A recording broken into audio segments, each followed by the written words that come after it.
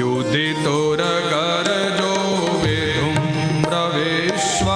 कचलोलितश्रमवार्यलं कृतास्ये मम निशितशरैर्विभेद्यमान त्वचि विलसत्कवचेस्तु कृष्ण आत्मा। કહે છે આપની સરળતા કેવી, આપ અર્જુનના સખા થયા છો ને મહાભારતના યુદ્ધમાં જ્યારે અર્જુન આપને આજ્ઞા કરે છે કે મારા રથને તમે બંને સેનાઓને વચ્ચે લઈ જઈ અને ઊભો રાખો, સેનયોર ભયોર મધ્યમ રથમ સ્થાપયમેચ્યુત